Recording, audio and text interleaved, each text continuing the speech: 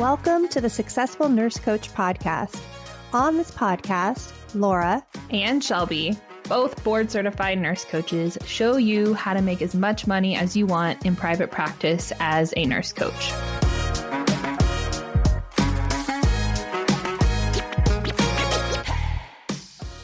Hello, everybody, and welcome back to the Successful Nurse Coach podcast. It is Shelby here today with a wonderful guest, Barbi Buckles. Barbi is one of our master mentee clients. Barbi has been under our umbrella for, Barbi, like over 2 years, about 2 years, a long, long time. And Barbi, she is the unicorn that all of you hear us talk about all of the time. She is our client that has built a completely in-person practice that is completely independent of social media. I think Barbi might only have Facebook to interact with our group. And it has been just such like a privilege and a joy to get to know Barbi, especially over this year, but definitely over the past couple of years. But getting to work with her more intimately and more consistently in the year 2 program has been such a light in my life. And if you've ever had the pleasure of meeting Barbi in person, you know that her joy for generally life itself is pretty contagious. So it's a gift that she shares with everyone in her presence. And Barbi and I were touching base before this podcast about how I would like to introduce her. What would be the best way to kind of wrap up who Barbi is in this moment?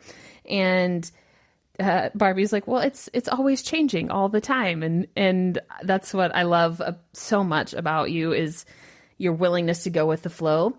But for everybody listening, let's just introduce who you are for now. So Barbi is an amazing nurse coach that lives out in Tahoe. And like I mentioned, has a completely in-person practice and does really cool things with her clients all the time in person. But she's our like resident marriage coach at the moment. She does nutrition coaching. She does life coaching. She does a little bit of like everything. And it is really so cool. It's just so cool to watch because, not that there's a secret code or secret information that Barbi has that the rest of us don't, but to watch her do it in real time is an inspiration to not only me, but our whole community. So Barbi, now that I've like talked about you for a solid 5 minutes, welcome to our podcast. So I'm excited to have you here. Yeah, us too. All right, Barbi. Well, let's bring it back. So you've been give a little context to everybody listening. How long have you been in private practice? What was your journey to becoming a nurse coach? What did you do before nurse coaching? Are you okay sharing a little timeline with us? So before nurse coaching, way back, I knew I wanted to be a nurse in high school. I just knew it. I didn't have to find it.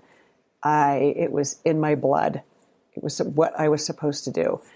And I was at the bedside for 38 years, mostly ICU, also nursing supervisor, many other lead positions in my hospital up here in Lake Tahoe.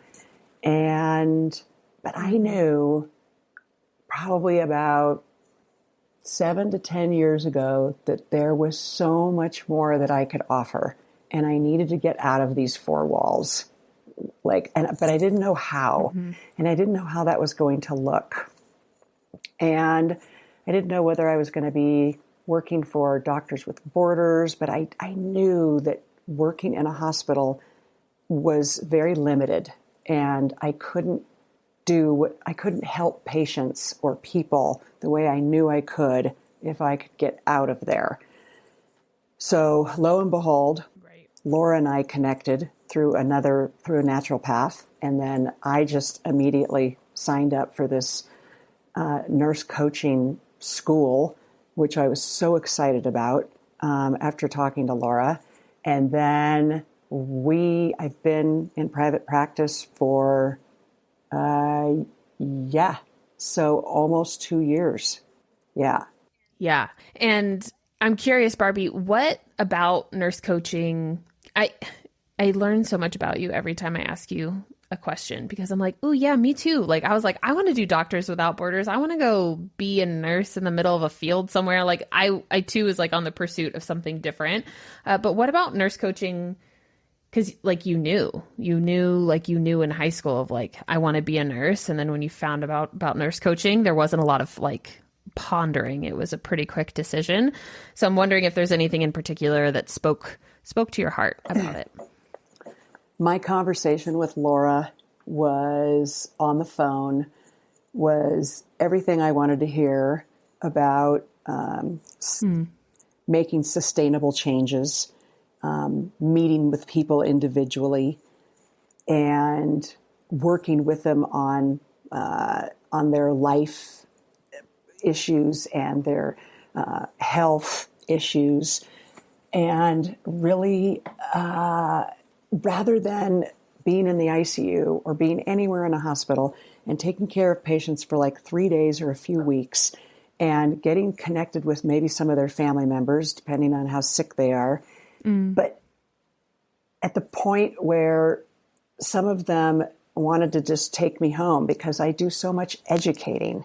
I spend so much time with my patients or the family members, like if they're vented. I just spend a lot of time with those people. And so this was my nurse coaching was my way to actually spend even more quality time with people. The quality time that I knew where I could shine and I could make them healthier and have a better life.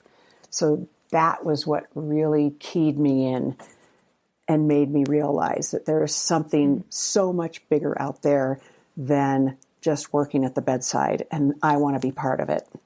Yeah. Ooh, I love that. I love that. And I can imagine you being, as someone who's been a patient in the ICU, you get special nurses that you just are like, you latch onto and you're like, come home with me. You're so comforting. Please don't ever go off shift. And I can like even almost see you in my own hospital room of like, Of course they wanted to bring you home. And you made the big leap from hospital nursing to nurse coaching, like pretty, I don't want to say seamlessly, but like you transition from one role to the other, finding just as much fulfillment in nurse coaching as you did as a bedside nurse too. Like I really admire that about you. Not saying that you don't miss it from time to time, but you stepped in here. Like you were just like, I'm here to play. I'm here to go. I'm here to do the thing. And I remember the first time I ever met you, Barbi, was at a retreat that we had hosted for you guys last year. And I was talking to another one of our clients, and Barbi just like slides in between the two of us and is like, who are you? To the nurse I was talking to. And I just looked at Laura and I was like, who is this? Like, what are we doing? What are we doing here? But that is just so you. I just love it so much. And we also had the pleasure of having Barbi at our most recent retreat out in Tennessee for Nurse Coach Camp. And you don't meet a stranger, Barbi. Your love for humans shines through big time. I think that's what makes you like a super connector, why everybody remembers who you are and what you're up to. It's infectious in the best way. But do you mind also kind of staying a couple years ago in the timeline here? And because I wasn't there for this part, you worked with Laura for your first year of business. I wasn't here I didn't have privy to any of these conversations, but what was that like of, when Laura was coaching you on building your practice? Were you like, I don't want to do social media. I just want to be in person. Was that a conscious decision? Is it just something that happened? Do you mind shining a light on that for me? Yeah. When Laura told me I had to join Facebook, I almost freaked out.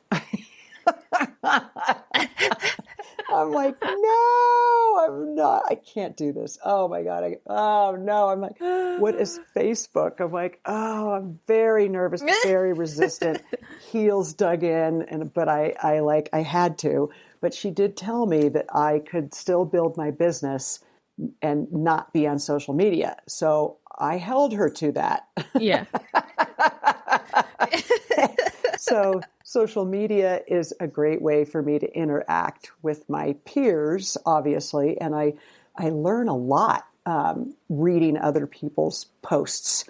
And some of these nurses, they post amazing information and just really in-depth transformation and transparency that's going on in their lives. And I'm so impressed, really, really impressed with everybody, how they post some like secrets almost that pull people in, and because it's their way of letting everybody know that we all have the same problems.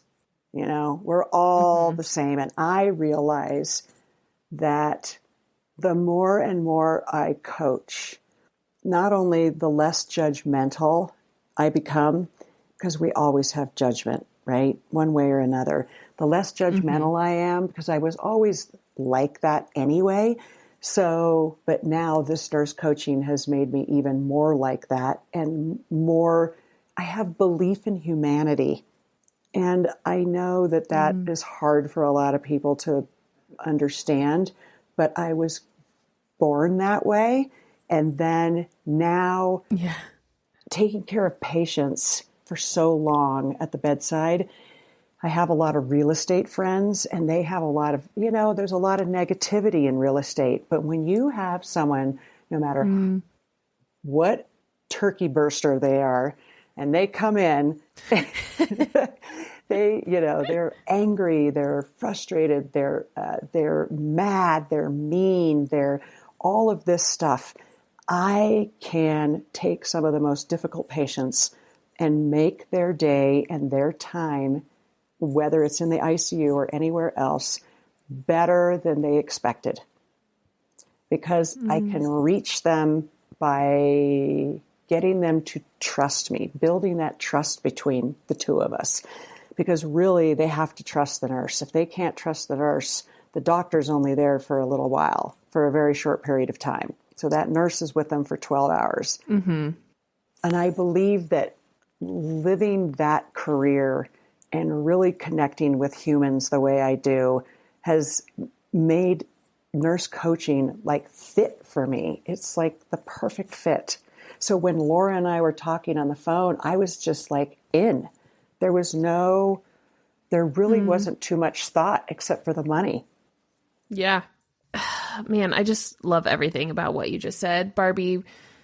But I hope that when nurse coaches are listening back to this, what they hear is that, like, you were the nurse everybody was relieved to see walk in the room, right? I would bet a lot of nurse coaches also carry that same energy with them.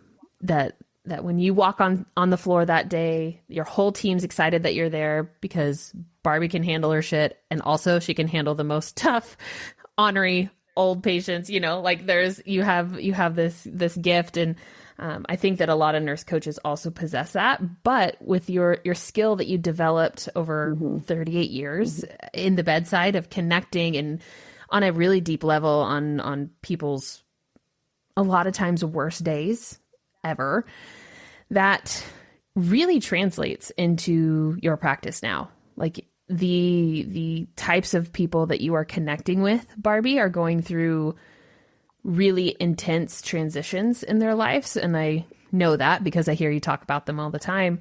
But you are not intimidated by any client that you meet. You are never... You might be unsure on like what the logistics will be on how their journey will unfold, but your confidence in being able to figure it out is like unpenetrable. You're never rocked by that of like, I might not know it yet, but I can learn it, or someone I know knows the right question to ask or the right thing to do. And just seeing how all of that skill ripples into your business. Like every nurse coach has that. Every nurse coach has the skill of building rapport with patients in whatever traditional role they did, and it ripples into their practice. We like to make it more complicated than it is what I'm trying to say in my really long explanation here. But you do it so seamlessly. It just comes so naturally for you, and you don't make it harder than it has to be. Which kind of, I guess, leads me to a secondary question here, Barbi. Has there ever been a part of your business, or with we'll just leave it at that, a part of your business that has been challenging for you or a barrier for you? Because the client creation process is pretty fluid on your end. Well, I would say that my very first marriage coaching couple pretty much threw me off the completely. Yeah. But I knew I could help them. I knew that there was a way I could help them. And I guess that even though I didn't really know what I was doing, I could figure it out. I knew that about myself. I can always figure it out.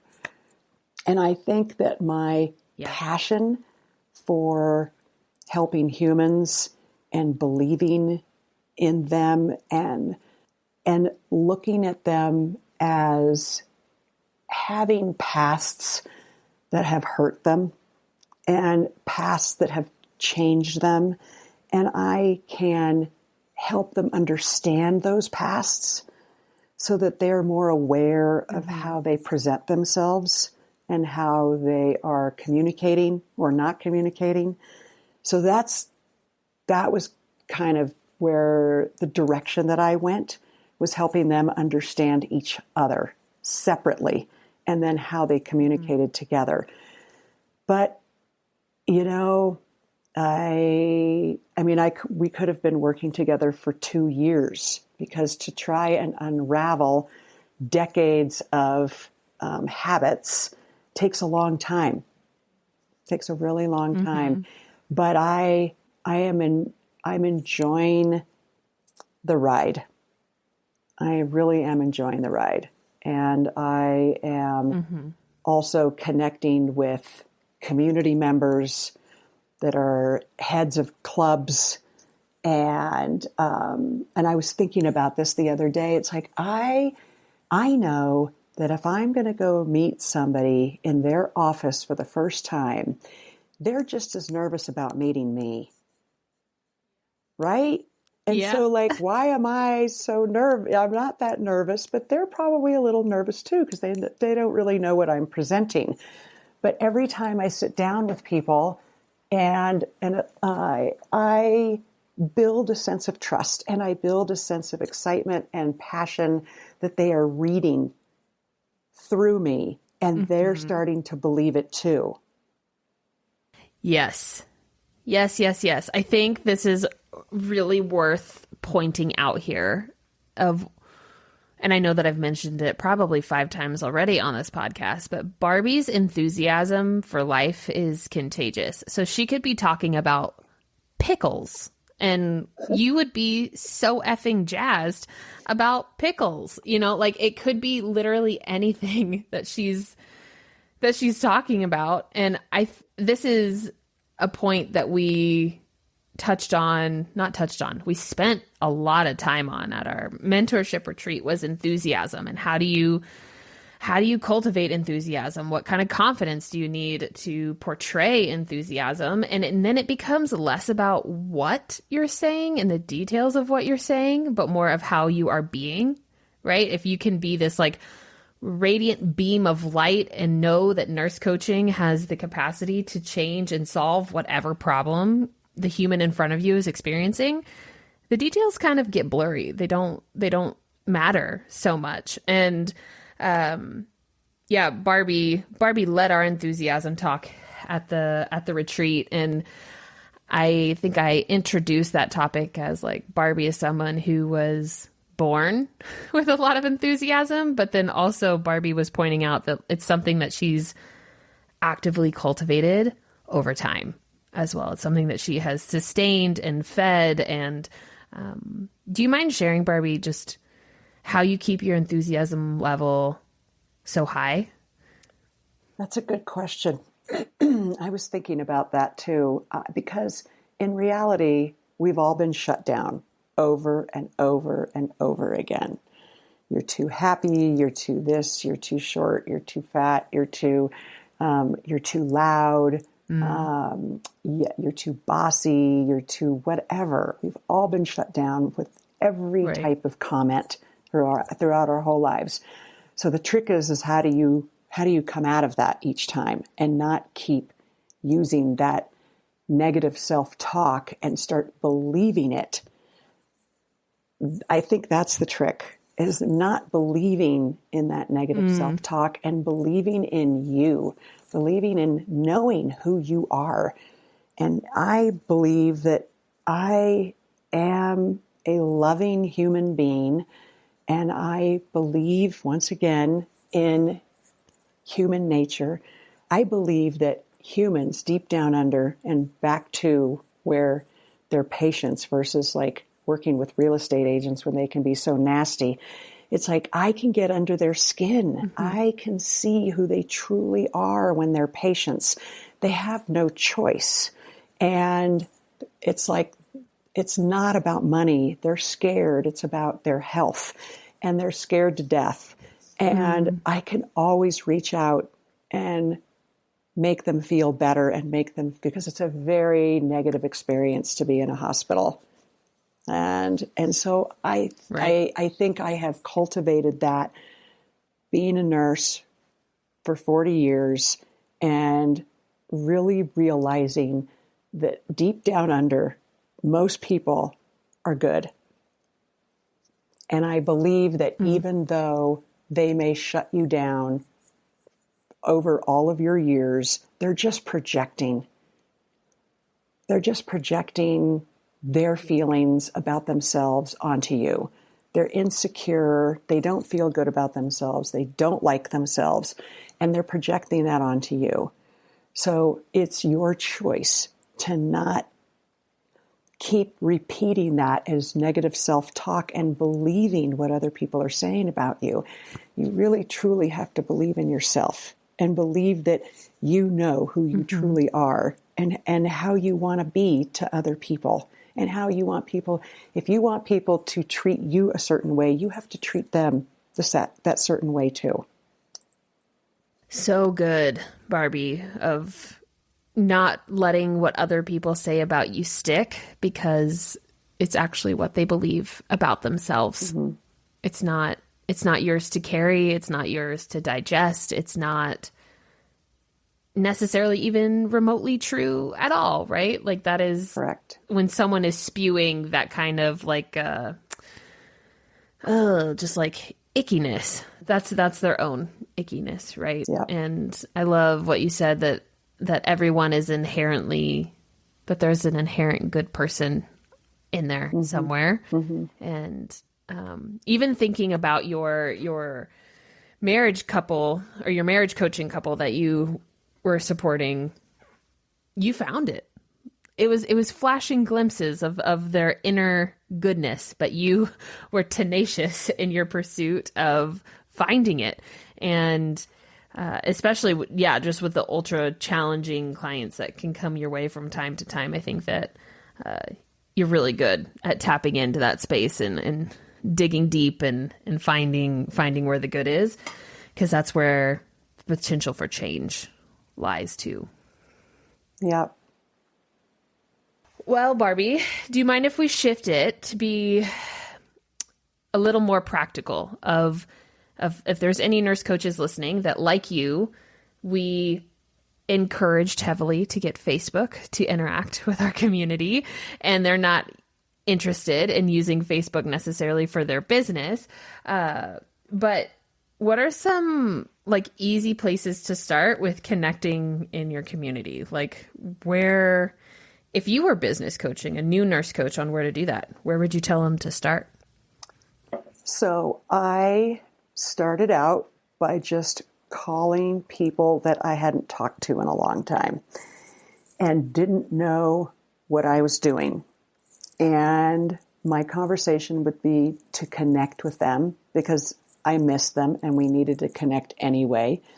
And then, of course, the conversation would go, well, what are you doing? And then I would tell them what I'm doing or what I'm either in school or I've graduated and I've started my new practice. And the excitement behind all that and the passion and I would be telling people that I can now help people for 3 months to 6 months to a year, which I've always wanted to do.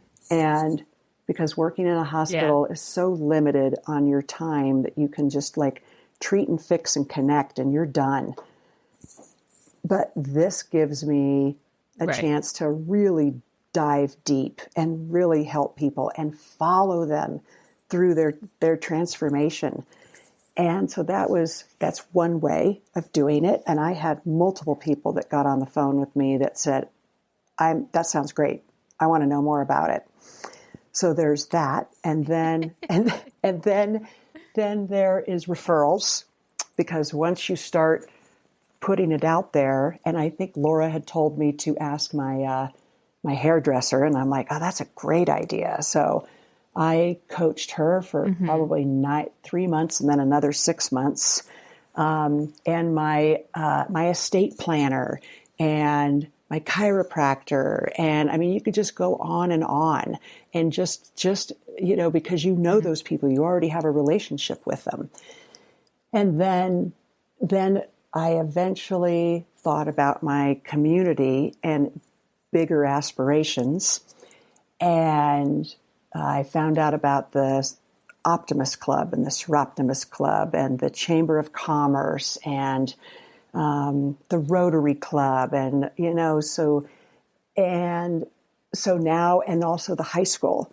So I have been meeting with directors and heads of a lot of these clubs, and including the high school, and it's been really good. And they are excited to use me, whether it's a speaking engagement or whether it's coaching the teachers, coaching the counselors, coaching the parents, and a lot of it has been around the youth, which is also an excitement for me too. That's also a passion for me.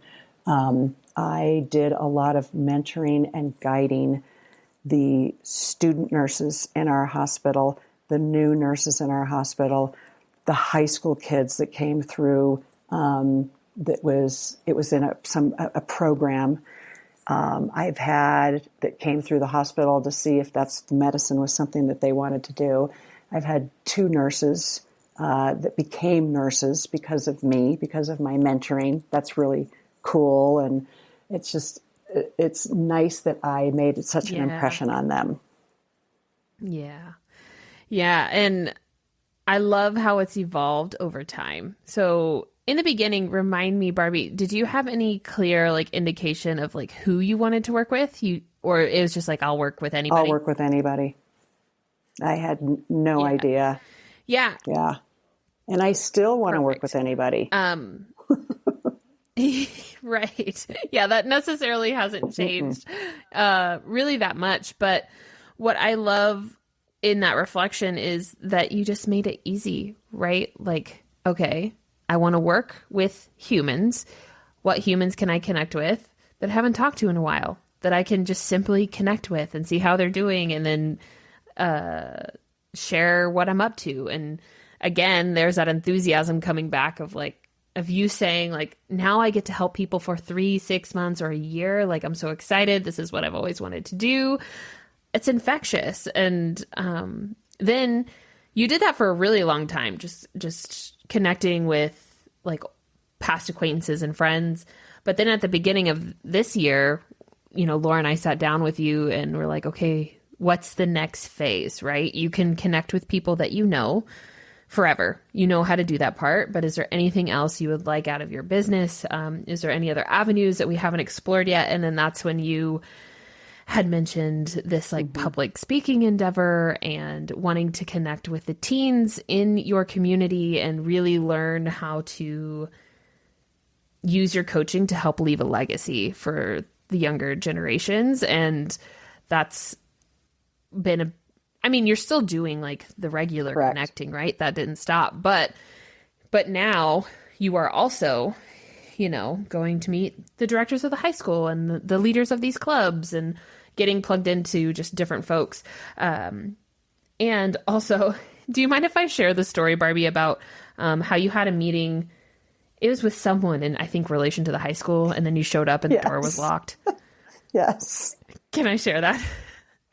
So Barbie was like, you know, she comes to our weekly call and she's like, all right, I'm meeting with so-and-so and so-and-so and so-and-so. And they're all like, most of them are in-person meetings. And then she came back the next time we had a call and was talking about how she went to go meet with the guy from the high school. And it was like in like a corporate style building in multi-stories. I envision it like a concrete building. That's just what they look like in Texas, but everyone can use their own imagination here. And Barbie's like, I went to the door and it was locked.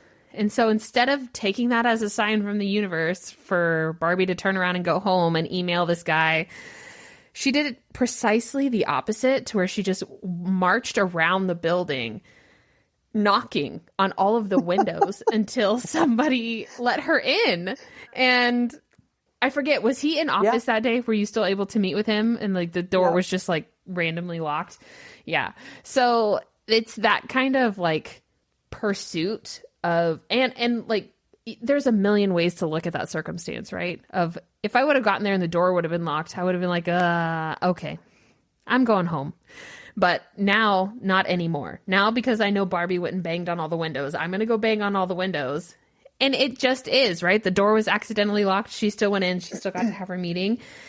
And it's that kind of tenacity, really, that takes, like, in order to create traction in your business online or in person, right? It's the willingness to keep showing up even when the door is locked. It's the willingness to connect with a wide variety of people, being committed to the process of connection and not necessarily the outcome of what that person can give you, that I think has taken you a really, really long way. And I'm excited for your public speaking and just like kind of all the opportunities that have been slowly unfolding over this year. They're kind of all starting to come to a head and become more solidified. And who knows what your business looks like this time next year. Potential for it to be just like so different in the best ways. I agree. Yeah, it's going to be awesome. All right, Barbie. Well, I'm trying to think, is there anything else about in-person connecting? Because this is something that I have almost zero experience in, if you can believe that. Well, in-person connecting under the umbrella of my practice, I connect, with people all the time. But is there any logistical tips and tricks of like when you meet someone for the first time for a session, like, do you meet at a public place? Do they come to your house? Do they, like, how does that setup go? What have you found to be the most beneficial? A lot of them have been acquaintances. But some have been complete strangers, and I would meet them at their house. You need privacy. So I would meet them at their house. Right. And during COVID, we would just sit outside, even when it was freezing. We bring blankets and we sit outside. Yeah. And because, it gets cold up here in Tahoe. But for sure. So I enjoy driving to people's houses and meeting with them there. And I think in the community that I live in, people are okay with that. They're okay with that. It's not that out of the ordinary. Maybe if you live in a bigger city, that might be different. People might not be as trusting. And you might have to meet on the park bench or something like that. I don't know.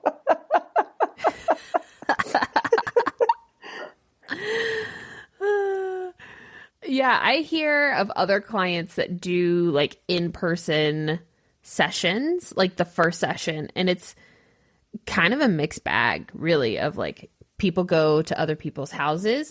I've seen that go well. I've seen that not go well too.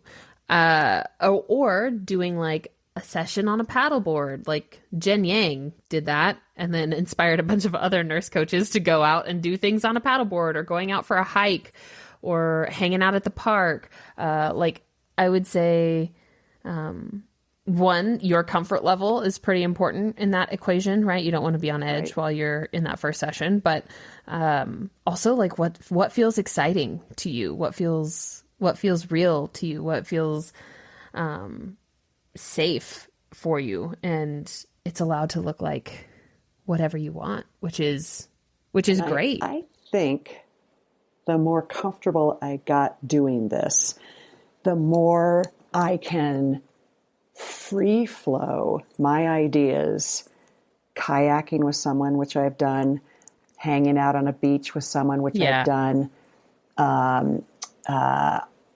taking a walk with someone, which I've done. And so the better you get at coaching and asking certain questions or talking about what you do, the easier it is to go for a walk or go for a kayak or go for a paddle and literally just have this amazing conversation between two people. And, you know, one of the things is when you're not facing someone and you're either walking next to them or paddleboarding or kayaking, there's a less of a threat. So when you're facing someone, like in a room for the first time, you may separate yourself a little bit more so that there's less of a threat, or you can angle yourself so you're not facing each other straight on. And so that helps the other person and you feel a little bit more comfortable. That's just human nature for all of us. Right. Yeah, so true. And thinking about those like little tips of how it actually can be more comfortable to be outside for like a magnitude of reasons. But yeah, coaching is pretty intense. I know also that coaching with you, Barbi, you don't hang out on the surface level for very long. So having your client having some space to think and to kind of be with their thoughts before they respond would be like a really big part of the session being successful for the both of you too. And I also love what you said about as you get more comfortable with coaching, things can evolve, right? So if you start on the bench at the park, or you start on Zoom, or you start however you start, just knowing that it's allowed to change and evolve over time. And we're making up the rules as we go. Like it doesn't have to, there's no right or wrong way to do it. And it gets easier. It really does. Like I can really talk about nurse coaching better than I ever have. And so and my passion definitely connects people to nurse. They want it. They really want it. They really see that they need it. And so it's that you open up that door for them really quickly. Yeah.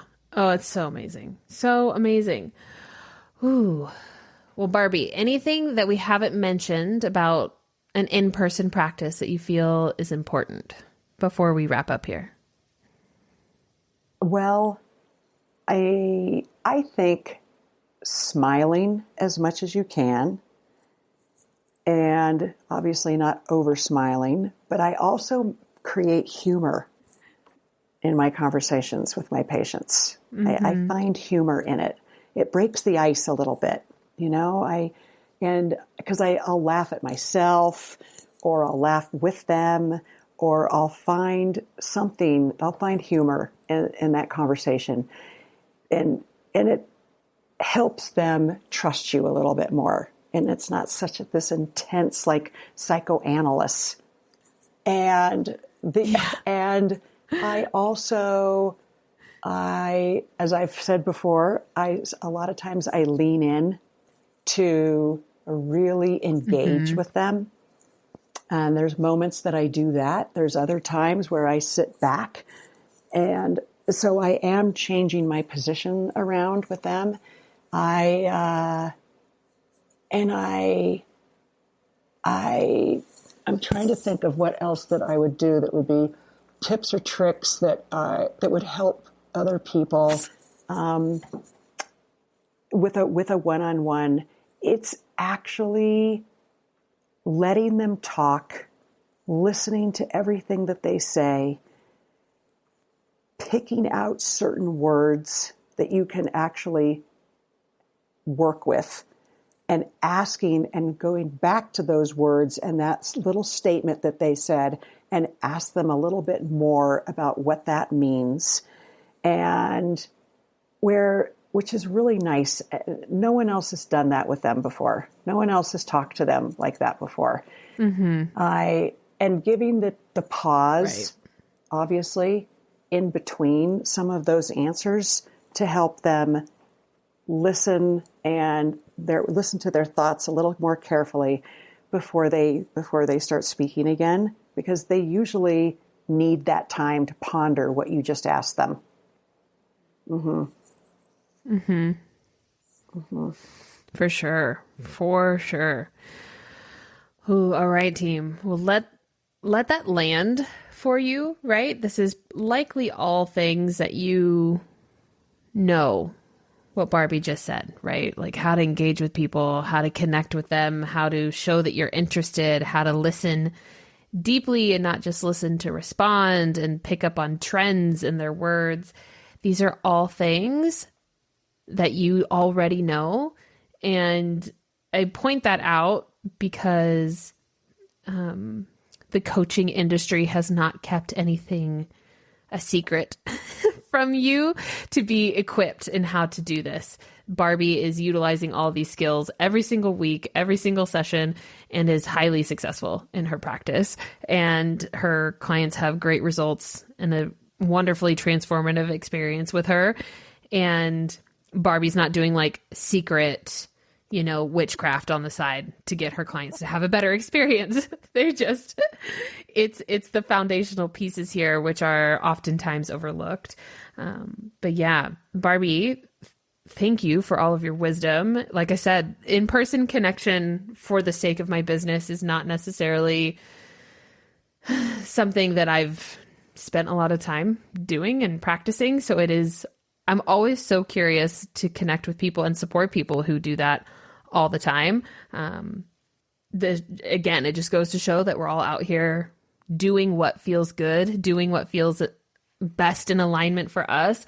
And the essence of it is all the same, connecting with humans and offering to help. But it was just nice to hear it from your own words and how your business has evolved over the past couple of years. Well, if you want to connect with Barbi, if you want to find out more about her, or if anything she said piques your interest and you're feeling that little nudge to reach out to her, we will include all of her contact information in the show notes. So scroll down, check those out. Barbi, what's your most preferred way for someone to get a hold of you? Instant messaging through Facebook is a really good way to do it for me. Yeah. I'm so glad that I asked, because I was going to tell everybody to email you because I figured Facebook would be off limits. But here we are, Facebook Messenger. But just so you know, I'm not one of those people that looks on my phone for Facebook. So I just don't use my phone for Facebook. Yeah. So I'm on my computer, and so sometimes it takes a couple of days. But I will get back to you. Yeah. Yeah, in between Lake Tahoe hikes, Barbi will get back to you on Facebook Messenger. So we'll be sure to link her profile there for everybody. And if you want to come hang out in our free Facebook group, the Successful Nurse Coaches, we would love to have you. Also, as a side note, episode 6 of our podcast walks you through the whole client creation process. Laura did an amazing job on that episode of connecting and inviting and proposing and all of that stuff. So if this is the first episode that you're listening to and you want to know a little bit more of okay, so cool, Barbi's connecting with people in person. How does that translate into money in your bank account as a coach? Go listen to that episode. It's a really great place to start as well. And thanks for tuning in, everybody. We will see you next week, same time, same place. And thank you, Barbi. We're so lucky to have you in our space. Bye, everybody.